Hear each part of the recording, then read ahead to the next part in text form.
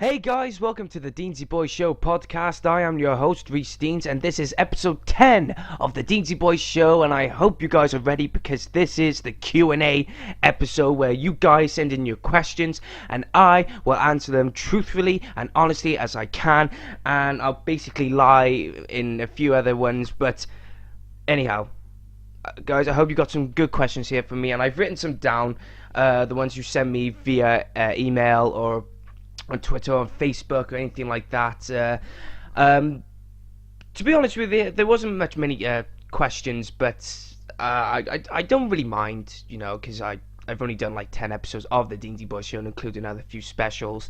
It's not as big. I don't think it's gone global yet, apart from like few little tags of views from different parts of the world. But anyhow, it's an opportunity for you guys, whoever does listen to the show, to get to know me more about being a wrestling fan, probably as a person as well, and probably anything you want to know about me. It is the perfect time to do the Q&A, and I'll probably do one in the future, probably like on my 100th episode, or if I ever do get like 100 subscribers.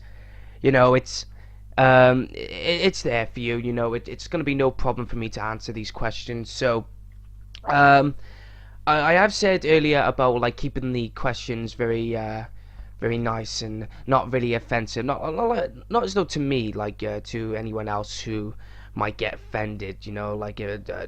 Don't use any abusive comments or anything like that. So, but I've had a look at the questions, and they've all been sweet and nice and simple and some of them cute, but but I ain't gonna be sweet and cute. I'm gonna be brutally honest as I want to be, and hey, let's just start. Let's get the ball running. Well, let's just do it. Now, I think I got about 14 questions here. 14 questions, and I'll try to answer them at a length of time. So. We'll start with question number one, and it says, how did you start becoming a wrestling fan? Well, I think I mentioned this many times during the podcast episodes on the show as well, but I became a wrestling fan at a very young age, like any other wrestling fan, like at the age of 4 or 5. I keep saying I was the fan at the age of 3, but I think I've been over-exaggerating, but my family always said that when I was 3 years old, I'd be watching the wrestling. I'd be standing up probably in my nappies just going, oh, look at that, and be amazed and bedazzled by some of the professional wrestlers, because I was born in 96, so I could have been growing up watching the Attitude Era going on with the Ruthless Aggression Era. But when I got to 5, I started I can remember certain parts that I was there, and I was watching like VHS videotapes of copies of the Attitude Era pay-per-views, like King of the Ring, the one with Kurt Angle and Shane McMahon, and that's one of my top 10 favorite matches of all time. And it was always like a new thing coming along, and for me, it was always the fact that pro wrestling just became this symbolic thing of life for me, and the reason I started getting into wrestling was because it was just so spectacle, and the drama, the impact, the lights, camera, and action, and excuse me one minute.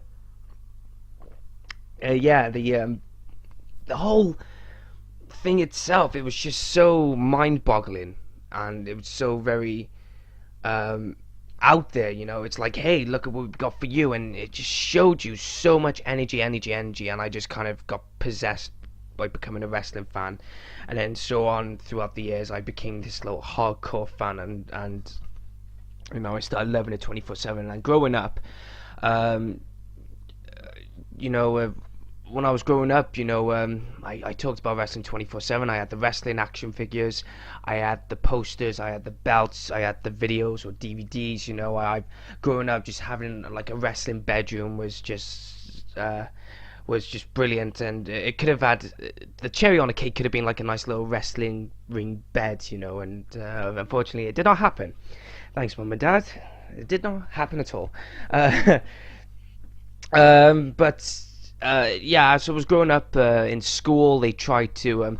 The funniest thing is that my primary school, Palmerston, they tried to ban me from watching wrestling, or tried to bring some wrestling stuff in, but it didn't. It didn't work. During lunchtime, whereas you have your free time, I always bring a wrestling magazine, and even though I'd be socializing, I'd be also reading a magazine of a wrestling magazine, just flicking through the pages, looking at some stuff, learning to read as well. So it kind of helped me a bit, and they also tried to stop me from watching it at home by telling the parents, "Oh yeah, Reese is too desensitized or too wild and copying too much wrestling in school, like doing loads of wrestling moves or anything like that." But I don't think my friends complained. I think they knew that I was just a wrestling nut, and they just accepted it. But the teachers did not, and they thought I was mentally retarded. So fuck you, Palmerston. You can kiss my ass. Trying to stop me from watching wrestling, and look at me now. I am going to university, doing script writing, and one day I could be part of the creative team of WWE and could do a better job than them. That's my target. Well, actually, my target is become a film director, but anyway, moving on. But yeah, the growing up as a wrestling fan and learning to love wrestling even more. But some people always ask me, and it's not on the question sheet, but some people have always asked me, what was it? Oh yeah. What you do realize wrestling's fake? That's the question. That's always been the question. You do realize wrestling's fake?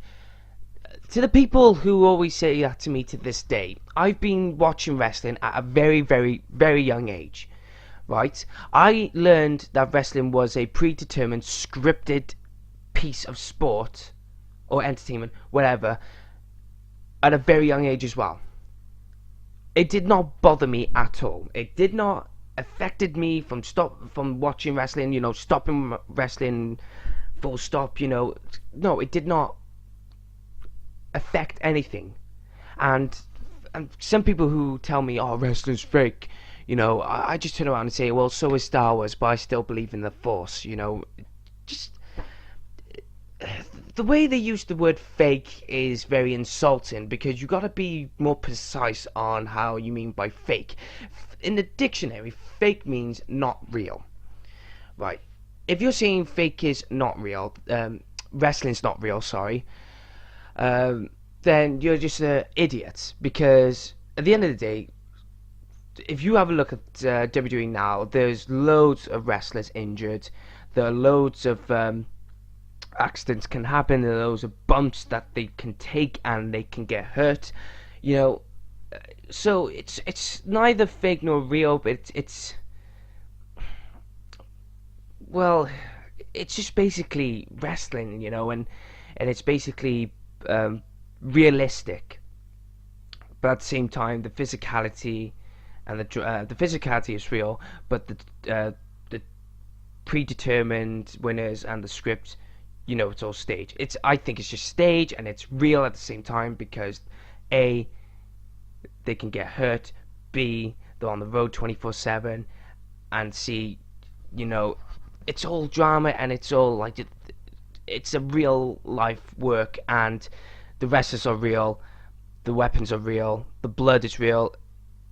It's blade. They do blading all the time, the Bloods, but I'm not going on a rant about being fake or anything like that, but that's what it is. End of. But growing up as a wrestling fan and started becoming a wrestling fan, it just kind of grown on me and started affected me, but not affected me badly, like positively. It just kind of became this thing of passion and desire as a fan, But that's question number one. That's my answer to how I became a wrestling fan. Number two, what is your favorite wrestling moment? Now, I've had this question coming up to me many, many times, and I just do not know what is my favorite moment, because I've had loads of favorite moments.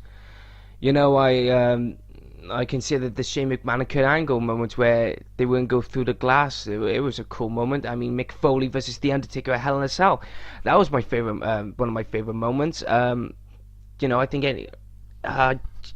the Rock, anything what he does, I think that was one of my favorite moments. But I haven't got a precise moment.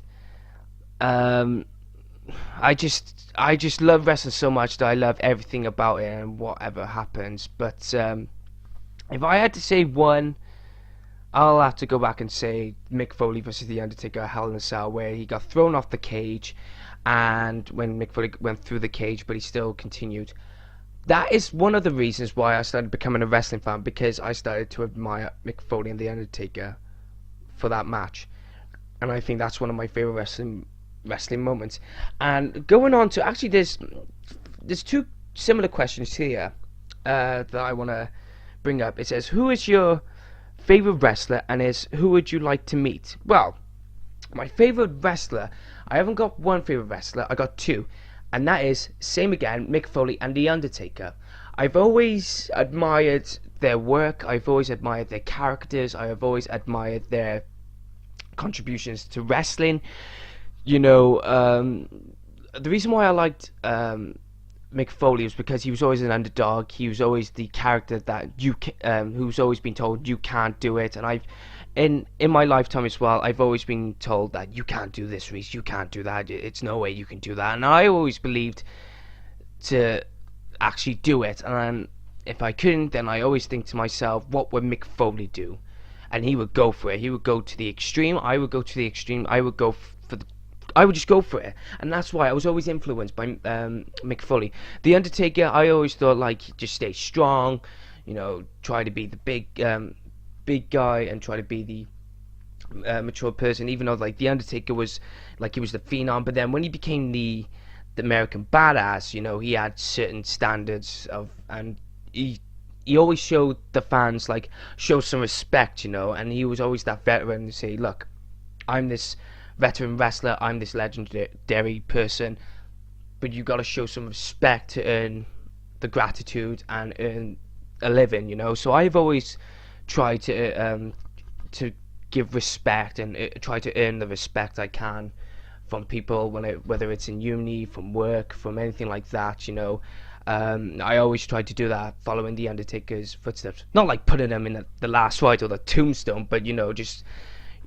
be there, just do it, and get on with it, and just keep your head up high, and just try to give as much respect, or as much respect as you can. And that's why Mick Foley and The Undertaker are two of my favourite wrestlers of all time. But who would I like to meet? Same again, Foley and The Undertaker. That's all I can say about that. Mick Foley and The Undertaker. If they were to walk through this door right now, I'd cry like a little girl with joy, I'd be like, oh my god, but that's covering up question 3 and 4. Question number 5, it says, if you were to bring back one deceased wrestler, who would it be? Chris Benoit. No, I'm joking. I ain't fucking no, guys, don't worry. Before you click close, before you do that, no, it's not Chris Benoit. that's a whole different fucking story. I wouldn't bring back Chris Benoit. I mean, no, if there was like a time machine to go back and stop something, it would probably be Chris Benoit's moments. But the one wrestler I would like to bring back from the dead, or like to bring back to life, is Owen Hart. Why Owen Hart? You think I say that? I just, Owen Hart to me was always a big wrestler. He was never a mid-carder. He was never a jobber. I think he was always the one of the top guys. He was always a hard worker. 1 minute. Yeah, he was always a hard worker. He was always tough in the ring. He always put on a good show.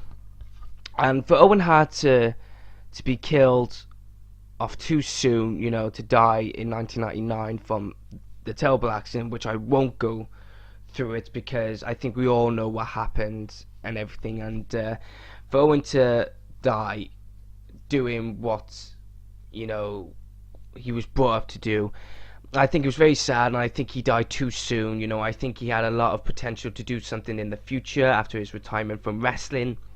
his contribution and everything. And I would have wished to see more of Owen Hart in the ring, with Bret Hart as well and everything like that. And when I was actually at the Bret the Hitman Hart uh, Q&A session and everything, he always talked about Owen Hart being a prankster, and I would love to see Owen Hart doing some pranks and everything like that to this day. And to me, like, I would have loved to meet Owen Hart because he seems like a really, really nice guy. The way wrestlers and fans talk about him back in the day, he was always a kind, down-to-earth person, a bit of a practical joker. But that's who I bring back, Owen Hart, definitely. I mean, some people might say Eddie Guerrero, but I think Eddie Guerrero already left the mark on wrestling, and not to put it in a rude way, but I think the way they were using WWE was using Eddie Guerrero's death is completely overrated. It should never ever happened with Owen Hart. I think there should have been a lot more recognition for Owen Hart, apart from his wife or his widow doing the Owen Hart Foundation, everything like that. I think there should be more to be considered to honouring Owen Hart's career as a wrestler and as a person, and I do not know why he's not in the Hall of Fame yet. I'm leaving that up to you guys, and I'm leaving it up to Owen Hart's wife, who's saying no, but I think it's the right thing to do. But Owen Hart, definitely I would bring back from the dead. Do I like the current WWE product? Right, I've spoken freely about the WWE's current product, and I've also asked Bret Hart if the WWE is getting too kid-friendly and everything like that, and I think it was getting too kid-friendly since it turned PG. I thought, like Vince McMahon and Triple H and Stephanie, they've always been in the interview saying it's always for the kids, it's always for the kids. But the kids do not pay the tickets, they do not pay for the merchandising unless they earn a bit of pocket money from their parents. The kids from ages like 6, 7, 8 and 9 or 10, they are not earning money to go to the shows. The parents are. So I've always been both 50-50 with the kids and the adults. I just currently look at the product and think, right now I think it's getting equally, there's little less PG moments, there's little less daft, stupid moments. But the way when I used to watch SmackDown every Friday night with my grandfather, there was too much talking. I did not like that. There was so much promos and so little of wrestling. It just got to me like, why do they bother? It's supposed to be a wrestling show, not a sports entertainment show full of drama, soap opera, like so much chatting and bullshit. It's supposed to be wrestling. It says it on the fucking initials as well. World Wrestling Entertainment. Wrestling right there, right in front of you. Just come on. Yeah, I mean, I'm so angry at some moments where, Vince McMahon is like, oh yeah, we gotta do this, we gotta do that, and when I see it on the television, I'm there like, why do they bother? It's stupid, it's pathetic, and the current WWE product is so predictable. Kayfabe is gone, it's dead, it's literally gone straight down 6 feet under. And Vince McMahon, I think, is destroying WWE. He's turning it into WCW. How WCW was dying when like everyone was just given the roles and given to what they wanted to do. And I think that was one of the downfalls of WCW. It's like no one gave a shit and everyone did what they wanted to do. And I think that's what's happening with Vince McMahon and Triple H. They just, because they're so high authorities, no pun intended, they just don't care what the other wrestlers think, what the fans think. What they think of the fans is that when they start chanting and what they feel, he gets the fucking producer or the executive vice president, whoever the freaking hell he is, Kevin Dunn, to mute the flipping crowd chants. It's absolutely disgraceful. I don't like the WWE product today, but after watching Extreme Rules, the majority of the wrestlers who done the promos on that night, I knew it wasn't scripted. They were actually just speaking as what their characters would say and everything like that. And I thought that is brilliant. And the way they've done the Asylum match where they used barbed wire and thumbtacks. And I'm not saying they should use it 24/7. I'm saying they should use it once every blue moon or something like that. You know, just to keep the fans going and a little bit more blood. I'm not saying like every pay-per-view, but like once every 3 pay-per-views or something like that. Any big pay-per-view. You know, it was just, I was starting to like it even more after Extreme Rules, and especially the return of Seth Rollins, which I wasn't expecting at all. You know, and the way they're pushing wrestlers who are not ready yet, i.e. Roman Reigns, you know, I completely dislike the wrestler because he's not ready, he's not good on the mic, his moves are shit, right? And the way he cocks his hand, I'm there like, stop jacking it off. Fuck's sake, mate. Stop being cartoonish. I mean, it's going back to the early 1990s when Monday Night Raw was actually all cartoon, bright and colours and everything like that. So I think they need to be pushed away from that era again and just go into just a little mixture of the like attitude and PG. You know, just give a flavour for both audiences. You know, it's not just the kids. It's for the adults as well. Just give something what they want to do. You know, and but the WWE, do I like the current WWE product? Not so much, but the reason I still watch it is because, like I said about Extreme Rules, there was the Asylum match with the thumbtacks and the barbed wire, and the wrestlers put along good shows like the Fatal 4-Way match, and the promos, you know, having the wrestlers speak freely of what their characters would think. You know, I'm still hanging on to it. But I don't think I will stop watching wrestling. I'll just go on to watch anything else. Moving on. Who would I like to have on my podcast show? Well, I would like to have a few people on my show, but I'll name you... I'll name you like two or three people.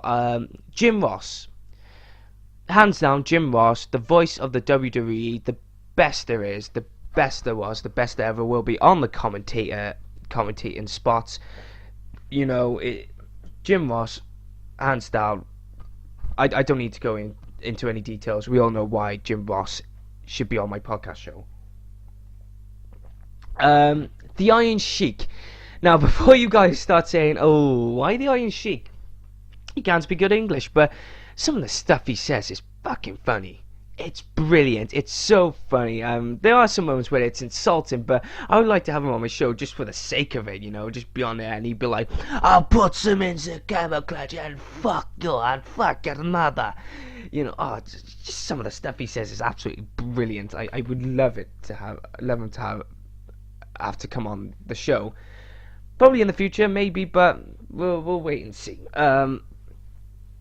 Third and final person, even though I don't really like the guy, I don't even know him personally, but I just don't like him. It's Vince Russo, because he's a biggest bullshitter on the face of this earth, and to have him on the show would just mean I can show him how much of a bullshitter he is, and that's basically it.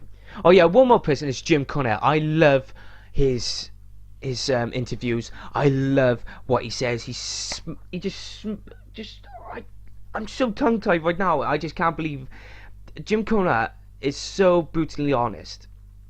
He smacks down the entire people who he doesn't like, and you know it. I just would not mind having Jim Cornette on the show. He's such a good speaker. Moving on, it's number 8. Thoughts on Wade Barrett being released from the WWE. Thoughts on Wade Barrett leaving WWE or being released. I think it was bad decision, because Wade Barrett had a lot of potential to be a top competitor, a top wrestler, and when he started out, when he done the Nexus, if he wasn't buried by fucking John fucking Cena, I would consider him going for the World Heavyweight Championship, which makes him the first ever British wrestler to hold the title, which it should have been done because he had a lot of potential and he was very good in the ring and he was very good at what he'd done. On the good side, that when he was being mistreated, when he was as Bad News Bear, I thought it was good.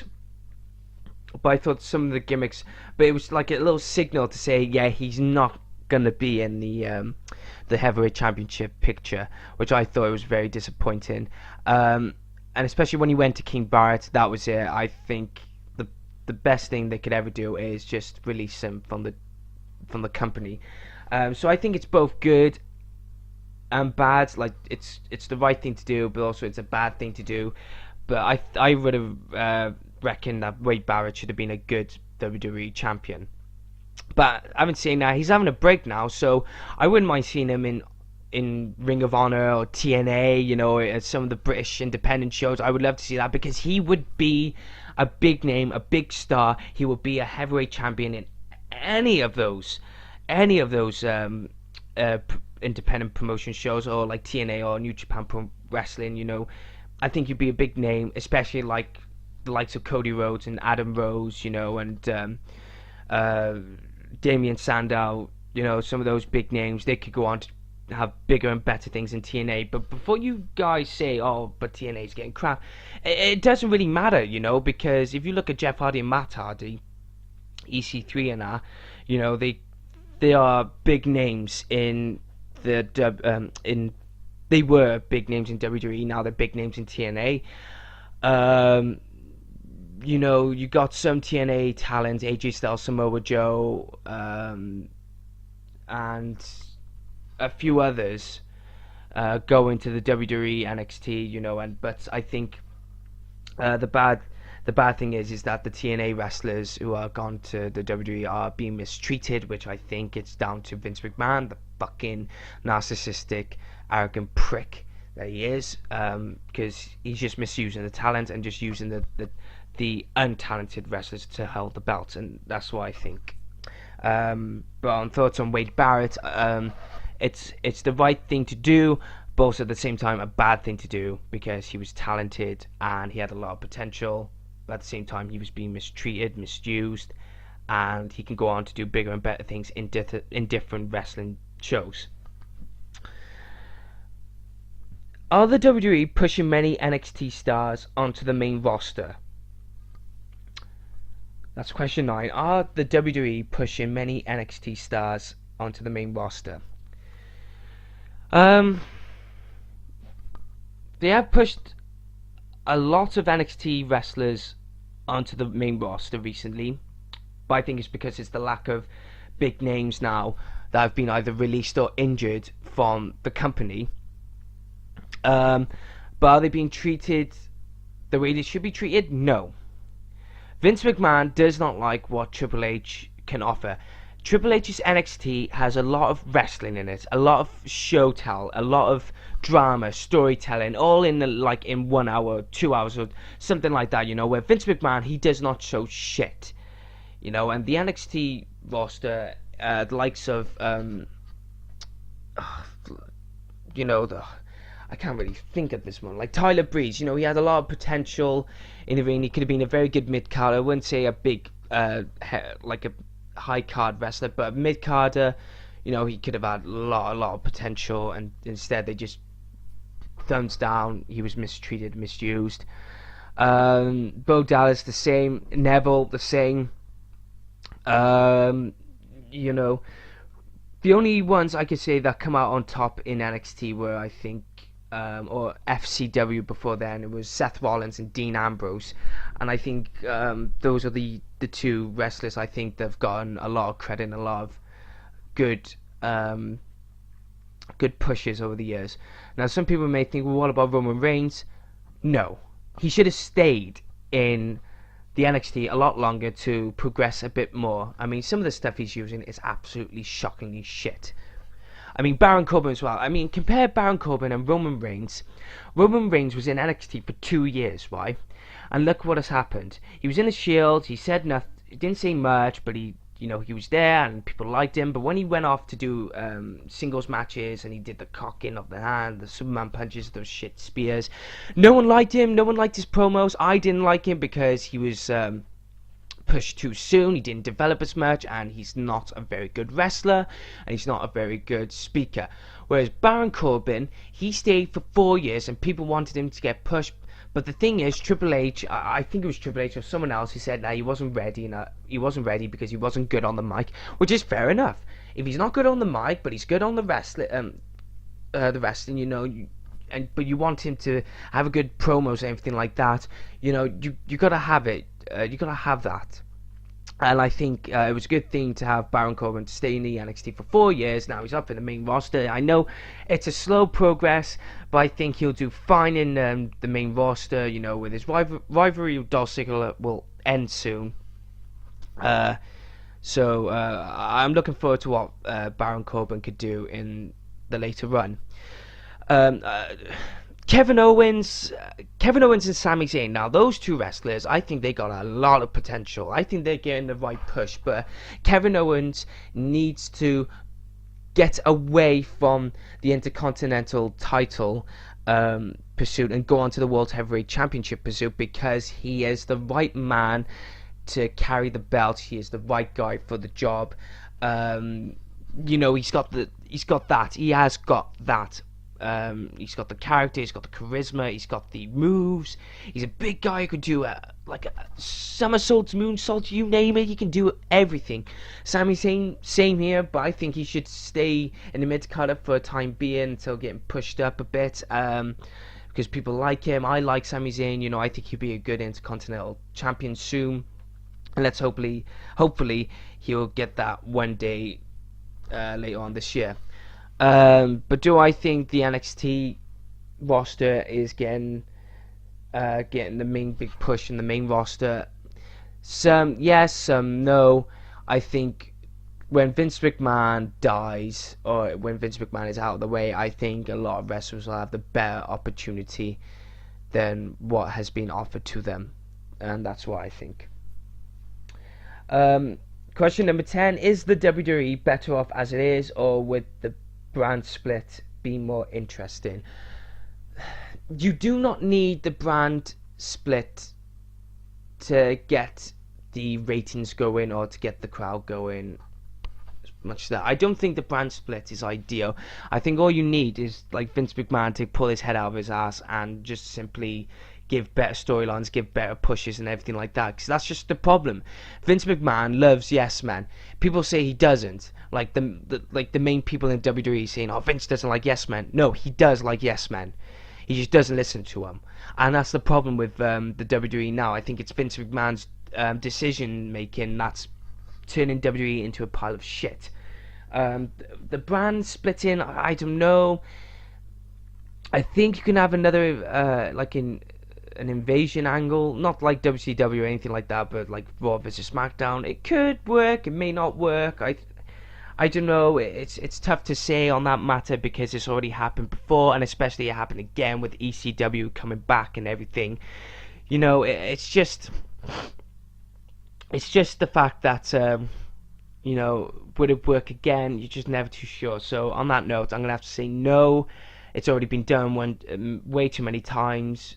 So I think they need to find a new, better way of getting the WWE boosted up. And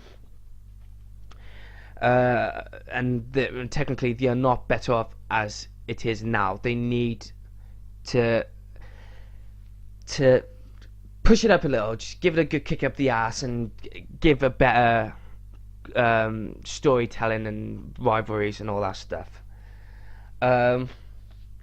Question 11: what is AJ Styles' fate in the WWE? Now is he out of the because he's out of the Money in the Bank and not in the world title picture? That's actually the question. So I'll say that again.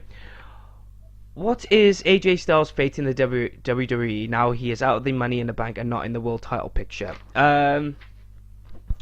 With the return of Seth Rollins, but with more NXT superstars coming in to the main roster picture, AJ Styles is, I think at this point, not. I don't think he's getting pushed away from the title picture, but at the same time, I don't think he's getting pushed into the shit side of like the mid carders or anything like that. I think he's the way I see with AJ Styles, he needs to have a storyline where the Bullet Club or the Balor Club needs to come in. I think Finn Balor needs to come in as soon as possible. Otherwise, I think the AJ Styles' fate in the WWE is going to be absolutely shit. And would you guys like to see a match with AJ Styles versus Finn Balor at SummerSlam? I would. I definitely would. I could see a potential tag team match with AJ Styles and his mystery opponent, his mystery partner being Finn Balor versus the Club. You know, you can have that storyline for Money in the Bank, and all of a sudden, Finn Balor turns on him on the Money in the Bank night, and it builds a storyline to SummerSlam and the formation of Balor Club. You can do that, no problem at all. And then later on in the years, you can see AJ Styles, Finn Balor, Luke Gallows, and Carl Anderson forming the Bullet Club, and they will be a dominant force. I reckon they will. I don't think AJ Styles' fate is dying. I don't think he's gonna go away. You know, I think he's still going to be there. He's still going to be used because the fans love him. But I think what the WWE needs to do is do not make the Styles Clash a weak signature move, and don't let any big wrestler kick out of it. That's what I think of it. Because when AJ Styles done a Style Clash, not once but twice or three times on Roman Reigns, and he kicked out of all three of them or whatever like that. You know, I think it's just making the Styles Clash one of the most famous and notorious wrestling moves of all time look weak and stupid, and for having to Roman Reigns kick out, I think it's absolutely ludicrous. So I don't think AJ Styles will go away. I think he'll get back on top, he'll get back up and keep on going. I can see him being a World Heavyweight Champion, but not anytime sooner, unless hopefully he does not retire. God, we're nearly there now, guys. Nearly to question 14, but question 12. What is your favourite move and why? I haven't got a favourite, but I would say, to put it in an easier way, I'm just going to say the Tombstone Piledriver, because A, Undertaker's my favourite wrestler, B, it's effective if you put it into...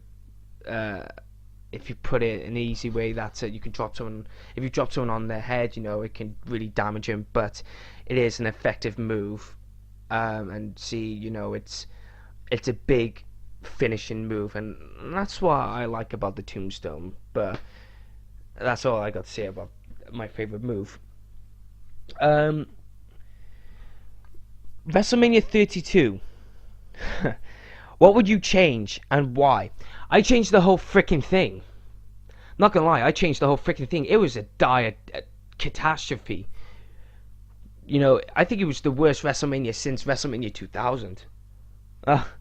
Yeah, you know, I that's what I think. You know, I would have changed the main event. I wouldn't even have Roman Reigns in the freaking main event of WrestleMania. I wouldn't even give him the bigger push. I think he needs to still work on his characters and wrestling. I wouldn't even have Triple H in the roster, in the main event. I bring back Shane McMahon.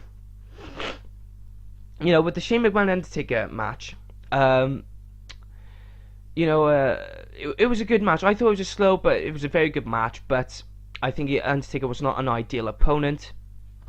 So, to gain control over Raw, I think Shane McMahon would have had to gone up against Triple H at WrestleMania 32, and that would have been a very, very good match.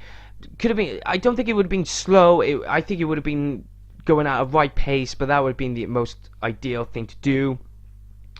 I changed some of the winners. You know, the AJ Styles and Jericho match was really good, but I changed the winner from Jericho to AJ Styles. The Intercontinental Ladder match, I wouldn't even have it. I mean, as much as I like Zack Ryder and him winning the title of WrestleMania, I thought it was good, but then losing it the next day, I wouldn't even have the match. I would have Kevin Owens versus Sami Zayn at WrestleMania 32 for the Intercontinental title. The triple threat match for the Women's Championship, Sasha Banks should have been the winner, not Charlotte. I'm not going to lie. I think Charlotte had her run as the Divas Champion, and for her to be running as the WWE Women's Champion, I think it's just because it's Ric Flair's daughter and whatever Triple H likes, and he likes Ric Flair, so Ric Flair's daughter Charlotte's gonna get the big push. But I think Sasha Banks should have had the win.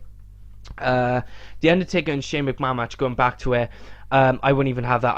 I'd probably try, if Sting wasn't injured or didn't retire, I would have had Undertaker versus Sting as soon as possible to get the fans' favorite dream match out of the way, done and dusted, and because it was in Texas, I think it would have been the right moment to have it there in front of the Undertaker's home crowd. What other matches are there? The New Day versus the League of Nations. It was very poor. The match was boring. I wouldn't have had it unless I've had two more tag teams come into the picture, probably the Dudley Boys and someone else. But I wouldn't bring in the Usos because they're too boring and dull. I think the entire event of WrestleMania 32 was a catastrophe. It was boring, and like I said about